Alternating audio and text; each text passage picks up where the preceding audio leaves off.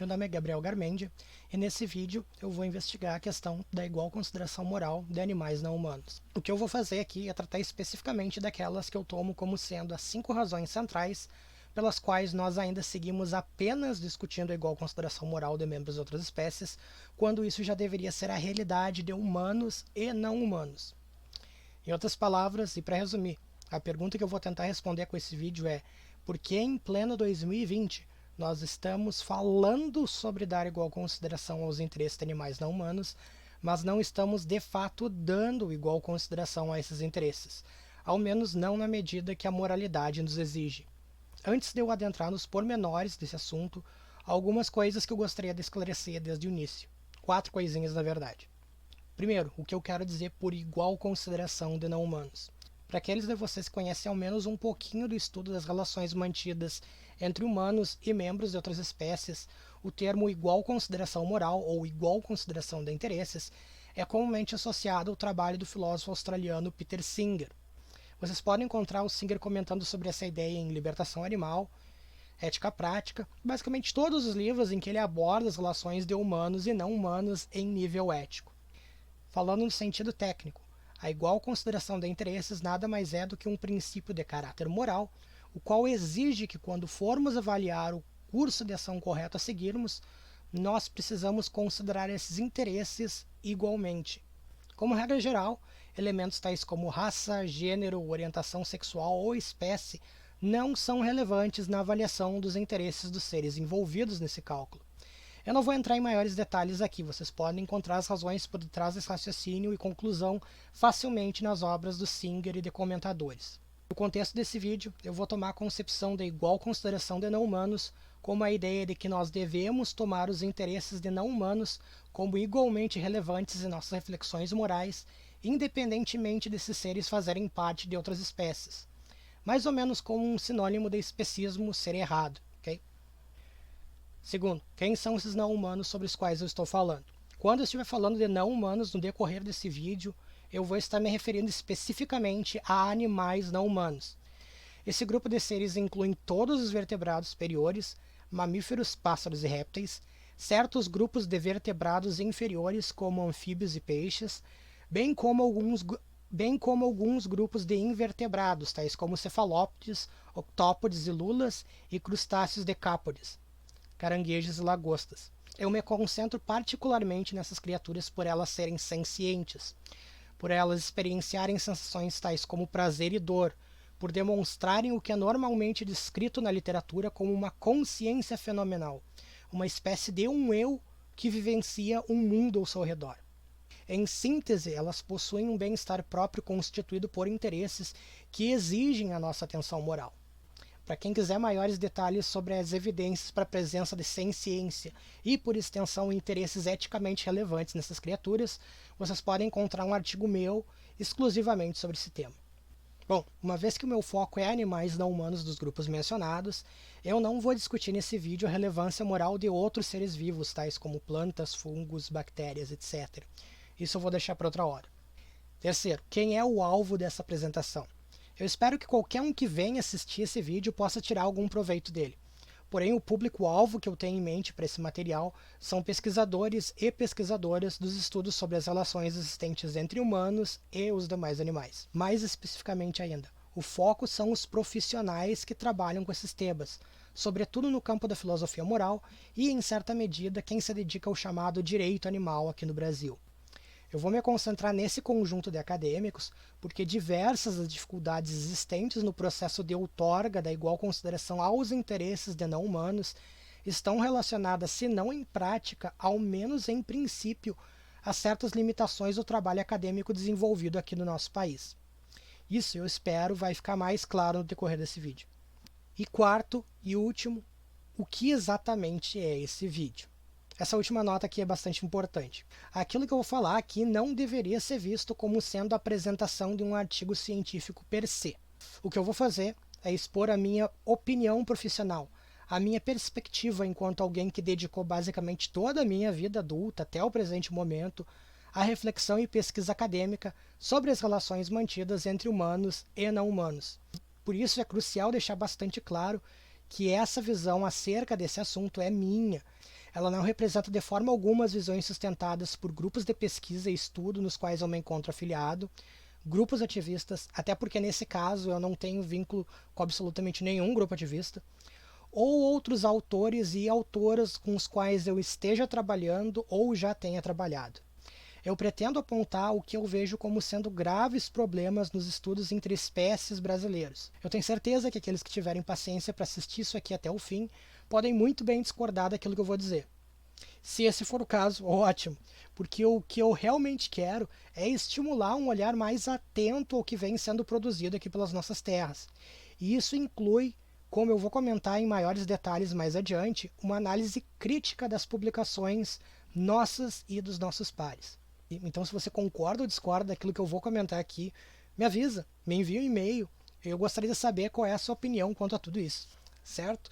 Com esses esclarecimentos feitos, então eu vou para a questão a ser tratada nesse vídeo. Em 1991, 29 anos atrás, em uma resenha da segunda edição da Libertação Animal do Peter Singer, o filósofo inglês Colin McGinn declarou que o debate contra a imoralidade de desconsiderar os animais não humanos com base no pertencimento de outras espécies que não a humana já foi vencido. Nós vencemos esse debate. É errado excluir os animais não humanos das nossas reflexões morais com base no fato de que eles não fazem parte da nossa espécie. Ou seja, ser especista é imoral. Por isso, construir produtos oriundos da exploração, dor, sofrimento e morte de animais não humanos é igualmente inaceitável. Nenhuma novidade até aqui. Durante esse meio século de ética e direito interespécie, houve múltiplas tentativas de tentar sustentar que os antiespecistas estariam equivocados. Para alguns autores, pertencer à espécie humana importa e importa muito. Eu não vou entrar em detalhes quanto a esses argumentos. Eu estou bastante certo de que a maioria de vocês já deve ter ouvido uma forma ou outra deles por aí. De que humanos são especiais por causa disso e daquilo. Aqui vocês podem encontrar algumas das principais obras em que foi tentado defender a discriminação moral baseada no pertencimento da espécie humana. Vocês podem conferir essas discussões por si mesmos. O fato é que, apesar dos esforços desses pensadores, o caso contra o especismo continua sendo bastante sólido. Nós não podemos deixar os animais não humanos de fora das nossas reflexões morais. Ponto.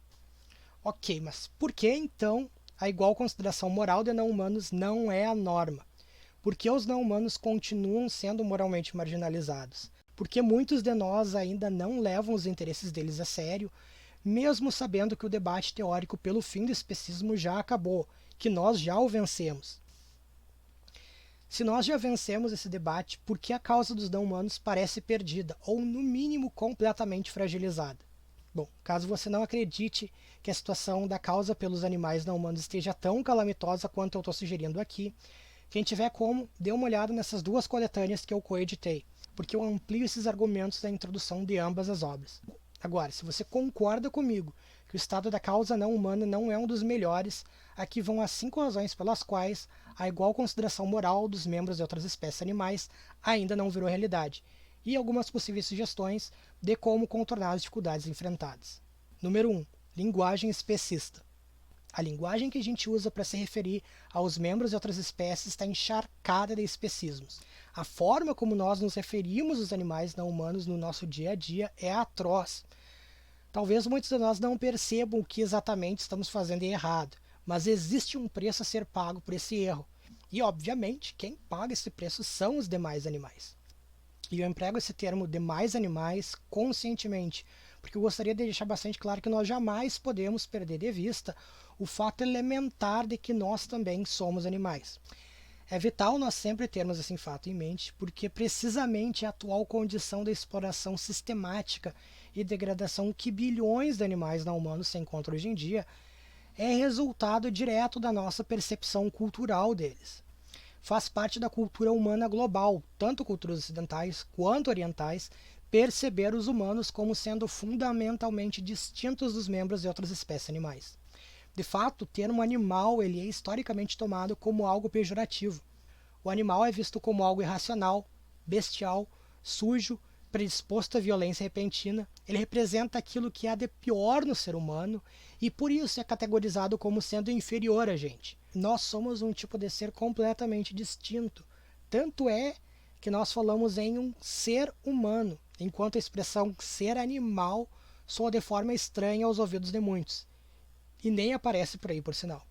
E é precisamente pelo fato de considerarmos outros animais como sendo inferiores que quando ouvimos alguém dizendo que fulano foi tratado como um animal, nós geralmente tomamos isso enquanto sinônimo de algo ruim, porque os animais não humanos não estariam no mesmo patamar que a gente, e a nossa categorização no mesmo grupo deles seria algo degradante. Bom, esse é apenas um dos incontáveis exemplos possíveis de serem levantados para expor o quão patologicamente especista é a linguagem que a gente utiliza para falar dos membros de outras espécies.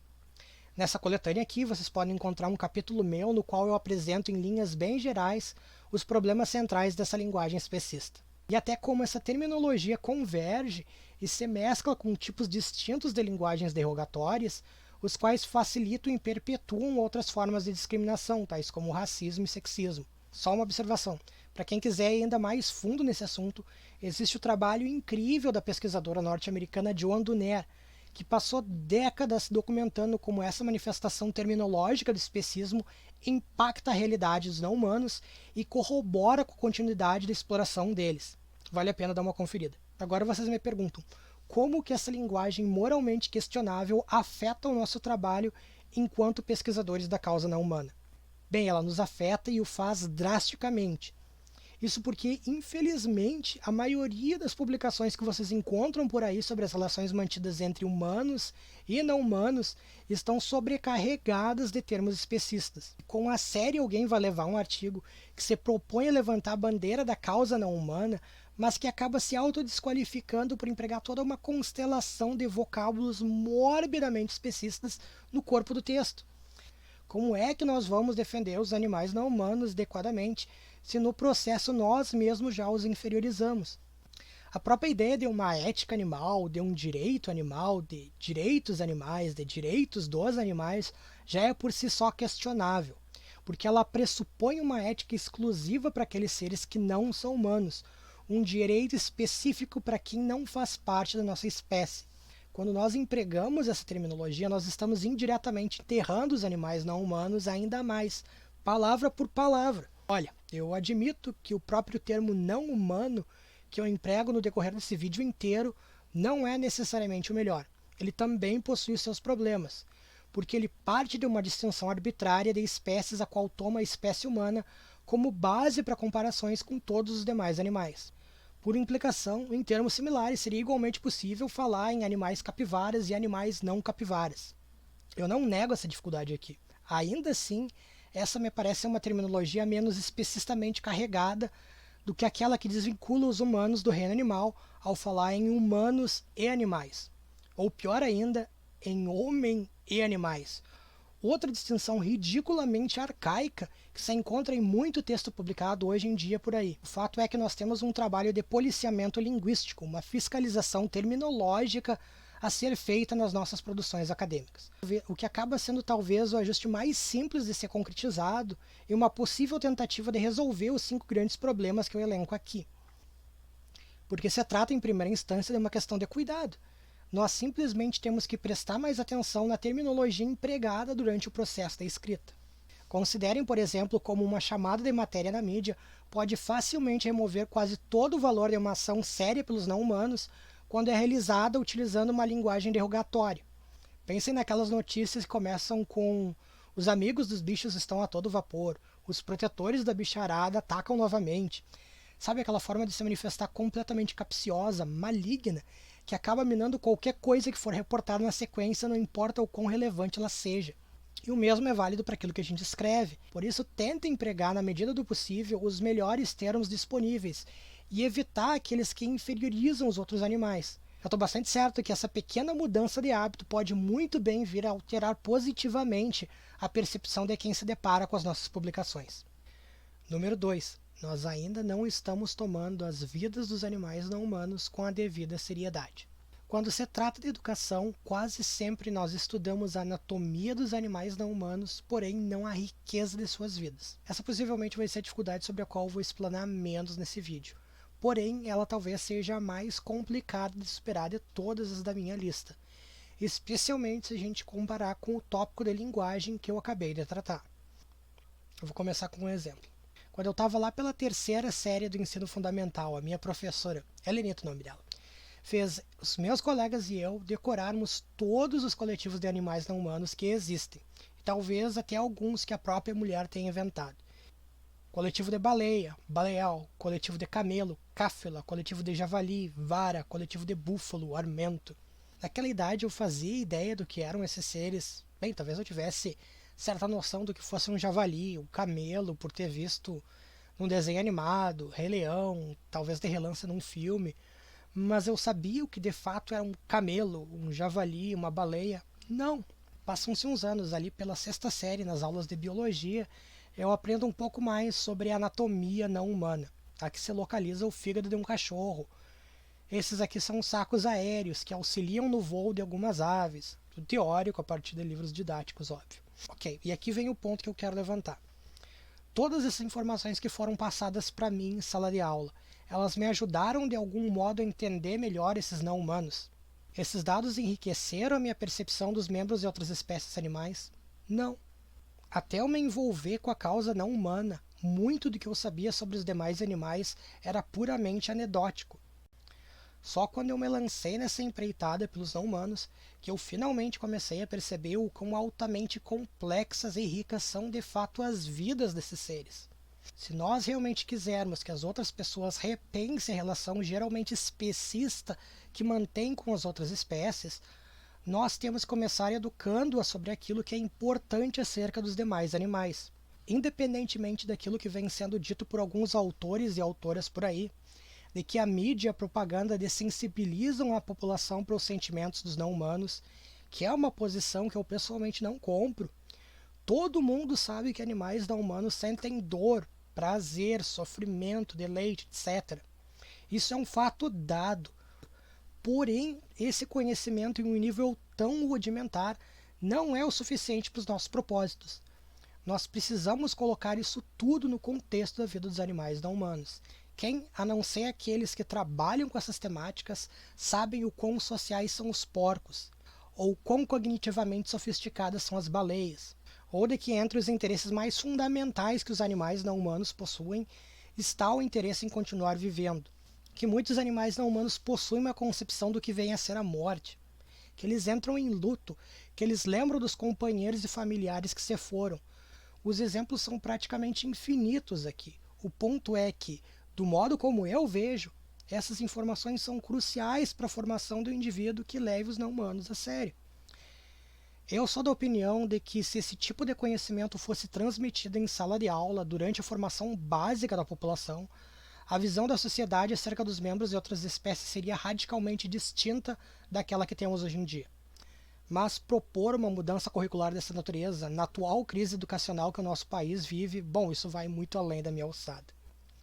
Esse é um assunto que deveria ser abordado por especialistas na área da educação, gente muito mais qualificada que eu para tratar desse tema. Então, se você for do campo da educação, talvez aqui esteja um tópico que possa lhe interessar. Eu realmente acredito que esse assunto merece muita consideração. Número 3. Nós precisamos aproveitar melhor a atenção que nós temos aqui no Brasil. Nós possuímos argumentos, porém ainda não conseguimos superar adequadamente essa lacuna que existe entre a academia e o mundo externo. Eu vou começar esse ponto contando bem rapidinho uma história que aconteceu comigo. Uns anos atrás, eu organizei em conjunto com o meu ex-colega, o filósofo Andrew Woodhall, um workshop em Manchester, no Reino Unido.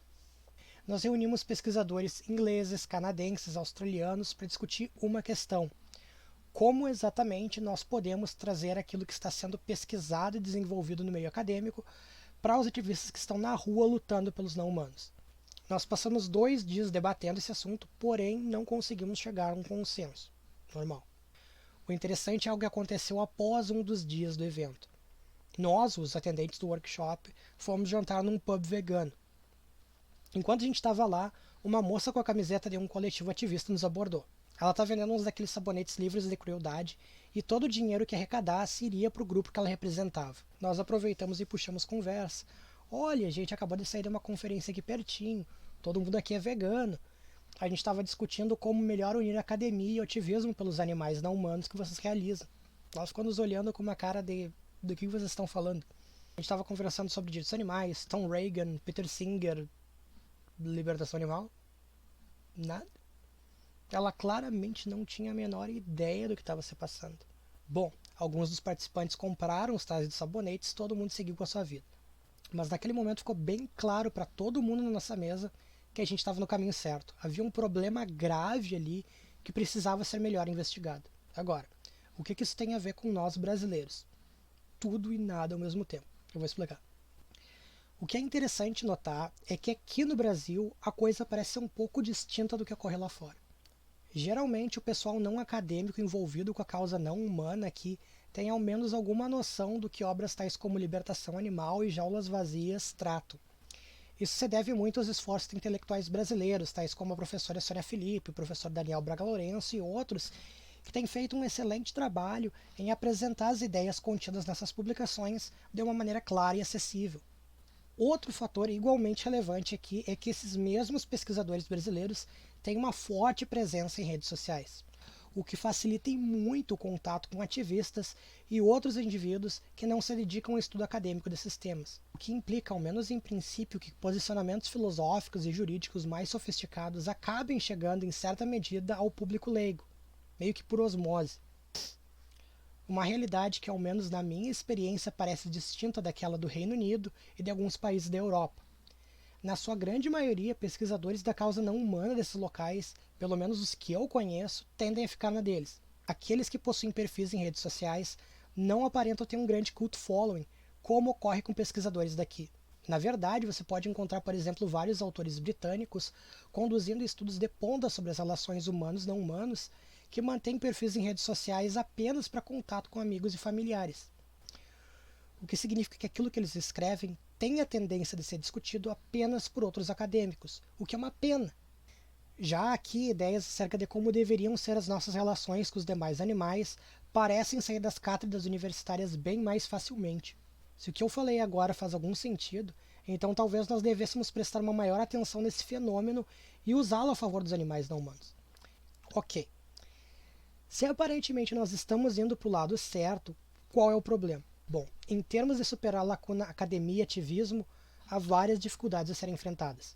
Eu vou tratar de uma delas aqui: a importação e incorporação de propostas direcionadas para outras realidades no nosso contexto. Olha, não tem como negar que seria simplesmente maravilhoso trazer mais perspectivas distintas para enriquecer e incrementar a nossa defesa pelos animais não humanos aqui no Brasil. Nós, obviamente, precisamos sempre estar atualizados acerca daquilo que está acontecendo e sendo desenvolvido lá fora. O fato é que nós temos que saber como introduzir adequadamente essas novas ideias no contexto em que estamos inseridos. Por exemplo, não adianta importar novos autores se não for realizado um trabalho mais especializado de como disseminar posteriormente as suas ideias para o grande público. Isso porque o fracasso na introdução desses novos pensadores pode resultar na alienação de suas ideias por aqui. Existe argumento que funciona com o público lá fora, que não funciona com a população daqui e vice-versa. Alguns anos atrás, eu coautorei um artigo sobre os problemas da panfletagem em massa como tática para difundir o veganismo. Por acaso vocês sabem qual é uma das dificuldades centrais presentes nos panfletos distribuídos por alguns grupos ativistas internacionais de peso? É costumeiro eles tentarem difundir ideias complexas que não condizem com a realidade do seu público-alvo, além de empregar uma linguagem distinta daquela utilizada por esses indivíduos. Existe também uma tendência comum no uso de apelos à autoridade no conteúdo desses panfletos. Eu vou comentar um pouco sobre esse último ponto. Praticamente todo mundo que está assistindo esse vídeo já deve ter lido ou ouvido uma das diferentes traduções da famosa frase declarada pelo Jeremy Bentham: não importa se os animais não humanos são incapazes ou não de pensar, o que importa é que são capazes de sofrer. Quem diabos é Jeremy Bentham? Bem, ele é o cara morto que eu estou posando na minha foto de perfil no Facebook. Para o resto da população local, qual a relevância desse senhor? Nenhuma. Notem, a questão não é se o Bentham é histórica ou filosoficamente relevante ou não. É claro que ele é. A questão é se ele tem alguma utilidade para o processo de educação do grande público acerca da igual consideração moral de animais não humanos no nosso contexto. Bom, ele não tem. O caso é que nós precisamos parar de nos valer desse tipo de estratégia de convencimento baseada no apelo à autoridade e se focar naquilo que as pessoas entendem. Nós temos de enquadrar os novos posicionamentos e perspectivas que estão surgindo dentro da nossa realidade e a partir disso tentar comunicá-los para os ativistas e depois para o resto da população da melhor maneira possível. Se nós não fizermos isso, nós arriscamos não apenas fracassar na introdução dessas novas visões por aqui, mas igualmente marginalizar a causa não humana ainda mais. Por isso, a gente tem que aprender a utilizar a nossa presença nas redes sociais, bem como o material que trazemos para cá com sabedoria. Número 4. Nós precisamos começar a levar a produção acadêmica sobre esses assuntos a sério. Nunca se publicou tanto nesse país sobre ética voltada para os não-humanos, sobre direito voltado aos não-humanos. Há revistas especializadas sobre esses temas, quase todo mês sai um livro novo abordando essas questões. Porém, esses textos não estão convergindo. Não é um continente unificado de publicações, é um arquipélago. Cada texto é uma ilha que geralmente só é reconhecida na hora de ser citada por um colega, porém quase sempre sem maiores considerações. O caso é que nós não mantemos diálogos sobre as relações humanos-não humanos. Nós temos monólogos. Nós falamos para nós mesmos na esperança de que alguém nos ouça. Porém, dificilmente alguém vai nos ouvir, porque não iniciar conversas que possam levar a discordâncias parece ser um elemento comum da nossa área de atuação. Existe essa tendência quase obscena dentro da nossa área de estudos de só se referir ao trabalho dos nossos pares quando é para elogiar, para rasgar seda. Praticamente qualquer tentativa de oferecer uma análise crítica de publicações alheias é vista como quebra no decoro. É feio, não pode. Nós estamos tentando desmantelar o paradigma antropocêntrico, despedaçar o especismo, fulminar a exploração não humana, mas por alguma razão criticar o trabalho de um colega está fora dos limites.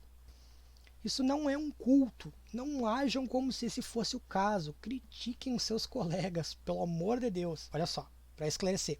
Eu não estou dizendo para sair por aí publicando textão no Facebook ou twittar alguma coisa passivo-agressiva. Eu estou falando em construir um diálogo lógico, formal, racional, empático, mutuamente respeitoso, cuja finalidade seja a apreciação de publicações acadêmicas de modo a avançar os estudos na nossa área.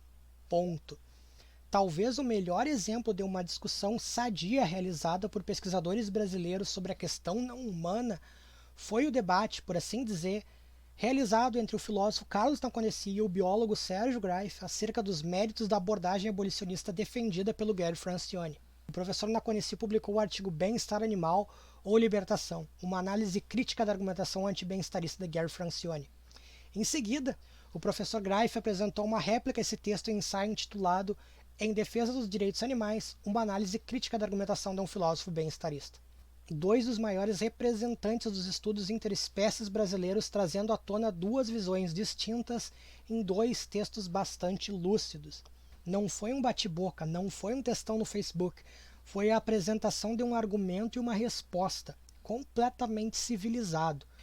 Gerou até, pelo que eu saiba, um evento público organizado pelo Grupo de Estudos de Direitos Animais em São Paulo, onde os textos foram reapresentados sob escrutínio de um mediador. Legal, né? Agora vocês me perguntam, quando exatamente ocorreu a publicação desses artigos críticos? 2009. 2009. 11 anos atrás. Você precisa voltar mais de uma década para encontrar uma instância decente de debate entre pesquisadores brasileiros do campo. Isso é inadmissível. O que nós andamos fazendo nesse meio tempo? Olha, eu imagino que outros debates tenham ocorrido nesses mais de 10 anos, mas com esse calibre, com essa qualidade e seriedade, eu tenho as minhas dúvidas. E isso é um problema enorme. Como é que nós iremos levantar e expor um apelo genuíno pelo fim do especismo ao resto da população brasileira, se sequer somos capazes de refletir de modo maduro sobre aquilo que estamos fazendo? Só porque nós temos a justiça ao nosso lado, isso não significa que estejamos sempre certos. Então, de novo, critiquem os seus colegas, questionem os seus pares. Um enorme número de periódicos acadêmicos possui uma seção para recensões e uma para resenhas. Utilizem esses espaços. Se uma dada revista não tiver uma seção específica para esse fim, entre em contato com o editor do periódico em questão perguntando sobre essa possibilidade. Muitos estão abertos a sugestões. O fato é que há sempre algo novo sendo publicado por aí. Então leiam, reflitam e, se valer a pena, comentem. Façam isso com artigos e com livros. Se a gente começar a levar o nosso trabalho a sério, então talvez os ativistas que estão acostumados a ouvir os grandes nomes brasileiros sobre esse tema também comecem realmente a nos levar a sério. E a partir disso, quem sabe, também o resto da população. Finalmente, número 5. Nós precisamos começar a viver como se a igual consideração não humana fosse uma realidade e acatar aquilo que a moralidade nos exige. Essa última vai ser bem curta, eu prometo. Não existe pessoa que não tenha ouvido aquela frase do Gandhi, seja a mudança que você quer ver no mundo. Tem quem inicie livro com essa citação, tem gente que tem tatuagem com essa frase, tem até festinha da criança com esse tema. Essa ideia está em todo lugar. E ela é popular precisamente porque ela ressoa com algo fundamental que a maioria das pessoas acredita, sobretudo aquelas envolvidas em alguma causa social. Se algo é importante, caminhe naquela direção. E aqui jaz o problema dentro da temática desse último ponto do vídeo. Existe um monte de gente por aí publicando em peso sobre como os não-humanos deveriam ser respeitados, como o tratamento que eles recebem é injusto e deveria ser melhorado. Só que pilhas e pilhas dessas pessoas não são nem veganas. Não são veganas. Olha, eu entendo que tem pesquisadores que trabalham com isso porque é moda, rende convite para conferência grande, gera verba. Nos anos 70, quando esse tema explodiu lá fora, teve muito autor que entrou no debate apenas por curiosidade, para causar, por gostar do bate-boca filosófico. Mas se você escreve acerca desses assuntos, sobre como as nossas relações com os membros de outras espécies deveriam ser positivamente transformadas, você não pode fugir dessa responsabilidade. Veganismo é o caminho aqui. Ponto. Olha, não tomem isso como um ad hominem geral. Essa questão aqui é chave. O fato é que não tem como alguém escrever um artigo em defesa dos animais não humanos com uma mão enquanto toma um copo de leite com a outra. Se nós não formos capazes de demonstrar comprometimento com os não humanos nesse nível tão básico, dificilmente alguém vai tomar essa causa como sendo moralmente relevante e vai mudar. Quando eu estava morando no Reino Unido, eu tive a oportunidade de conhecer alguns ativistas de longa data. Entre eles eu conheci um vegano cujo apelido na época era Tony Tofu. E numa das nossas conversas eu perguntei mais ou menos isso para ele. O que você diria para alguém que, mesmo com as informações em mãos, se recusa a alterar suas atitudes perante os não-humanos? O que você diria para alguém que não quer mudar? Ele me respondeu, e eu nunca vou me esquecer disso. Eu diria para essa pessoa que aquilo que ela está fazendo é inaceitável. É inaceitável. E eu ecoo a fala dele aqui. É inaceitável que alguém que se diz defensor dos não-humanos, representante dessa causa, formador de opinião sobre essa temática, não seja vegano. Se você quer que o resto do mundo comece a nos levar a sério, comece você levando os não-humanos a sério primeiro. Ok? Estão aí, então, as minhas 5 razões pelas quais a igual consideração moral dos animais não humanos não se concretizou por aqui. Agora, se você estiver insatisfeito ou indignado com aquilo que eu falei durante esse vídeo, ótimo. Faça algo sobre isso. Por exemplo, realize uma pesquisa sobre o estado da arte das investigações acadêmicas concernentes aos animais não humanos em território brasileiro. Nós precisamos desse tipo de estudo para ontem. Ainda tem muito trabalho pela frente. Lembrem que tudo isso é pelos animais não humanos. Se nós sempre levarmos os interesses deles a sério, eventualmente tudo que eu disse aqui vai acabar se tornando obsoleto e inadequado. E aí sim, a gente vai ter a chance de vencer também essa causa e não apenas o argumento. Muito obrigado.